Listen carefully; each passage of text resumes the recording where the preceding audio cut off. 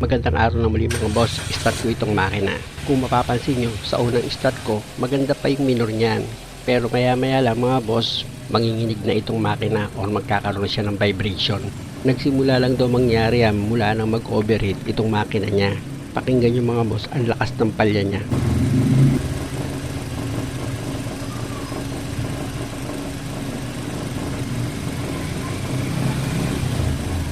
Narinig yung mga boss ano? Yan ay dahil sa malakas ng inig nitong makina. Patayin ko na itong makina mga boss ha. Pag ganyan, huwag nyo munang dadalhin sa pagawaan. Nako, maraming panggagalingan ng sira niyan. Kaya ko ito nasasabi mga boss, dahil na-experience ko na yan sa mga customer. Lumakas lang yung palya, singaw daw sa valvula. Ang ginawa, tinop overhaul. Ang katwiran, nag-overheat daw kasi maaaring sumingaw na sa valvula. Wala naman check-up na ginawa. Basta yun lang naging batayan niya, singaw na daw yung valvula. Kaya dapat itap overhaul na. Pero para sa akin, mali yun. Dapat action ka muna. I-check mo muna yung pwedeng panggalingan ng palya. Para si customer, hindi naman siya bugbog sa gastos. Pagmamahal mo na kasi sa kapwa mo yung paggastusin mo si customer sa tamang pamamaraan. Hindi yung para lang kumita tayo. Balik na ako sa trabaho mga boss. Kwenentohan ko lang kayo. Ang tagal kasi magpalit ng spark plug nito eh. Sabi nga ni customer, naging diesel na itong sasakyan niya. Malakas na yung inig ng makina, maingay pa. Kaya ang ginawa ko dito mga boss, change oil ko ito tsaka tune up. Sa totoo lang mga boss, ang pinalitan ko lang dito is yung spark plug lang. Wala nang iba. Sa pagtanggal naman ng spark plug yan mga boss, napakadali lang. Gamit ka ng spark plug wrench na number 16. Pag maluwag na yan, nakita nyo itong tinuturo ko. Ayan yung ignition coil niya mga boss. Ayan ang gagamitin yung pambunot dito sa spark plug. Madali lang yan. Itusok mo lang itong ignition coil dito sa spark plug. Nakita nyo naman mga boss kung paano ko ginagawa, di ba? Ilagay mo lang itong ignition coil mo dito sa lagayan mo ng spark plug. O kaya itusok mo siya. O kakapit na yung dulo ng spark plug niyan dito sa ignition coil mo. Hindi ka ngayon mahihirapan sa pagtanggal ng spark plug. At ito na mga boss yung 4 na bagong spark plug. Ilalagay ko na. Sa paglagay niyan mga boss, nakita nyo di ba? Yung daliri ko, idinikit ko dito sa gilid ng butas niya. Tapos, dahan-dahan mo ngayon siyang ipadulas pababa. Hindi mo siya kailangan ibagsak. Pwede kasing matupi yung dulo niyan. Dahil pag nagdikit yung dulo niyan, yung ground electrode tsaka yung center electrode, papalya yung makina mo pag pinander mo yan. Kaya ingatan mo pag nilagay mo yan hanggat maaari, wag mo siyang maibagsak.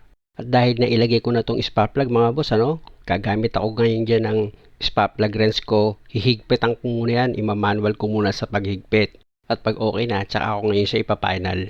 Gamit itong ratchet ko.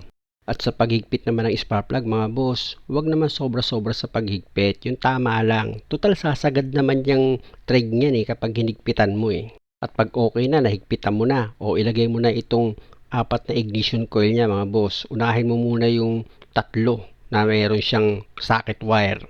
Tapos ilapat mo siya ng maayos. Siyempre naman siguraduhin mo nakasentro yan sa spark plug. At ito naman pang-4 na ignition coil, binunot ko yung mga boss kasi nga maiksi lang yung wire, kaya binunot ko yung socket wire niyan. Pero pag binalik mo, ganun lang naman, same procedure. Ibalik mo lang yung socket wire, pag nailapat mo na o ilagay mo na yung 4 na bolt na number 10. Pag naipakapit mo na sa tagyan itong mga bolt o gamit ka na ngayon ng socket wrench mo, higpitan mo lang ng tama yan mga boss, hindi kailangang mahigpit na mahigpit dyan.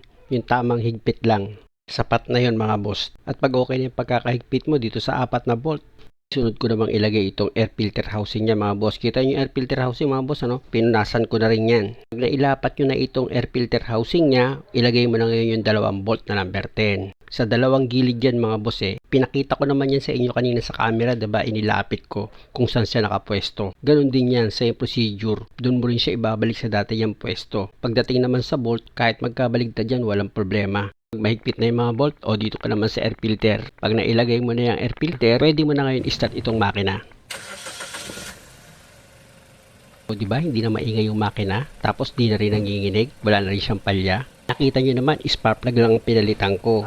Pero na-change oil ko na rin yan. Wala yung palya Spark plug lang. Kaya maramdaman yun.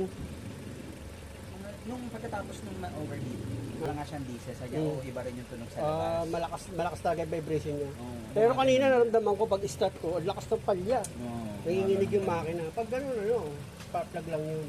Okay. So, subukan mo nga yung aircon mo ngayon. Dapat pag nag-aircon ka, aangat naman ang minor niyan. Ayan, nag-aircon ka. Tumaas naman ngayon ang minor. Sige, patay mo yan, boy. O, patay yung makina. O, start. Okay na. Muli mga boss, maraming salamat sa panonood. Sana huwag niyo naman kalimutang mag-subscribe sa channel ko. Salamat!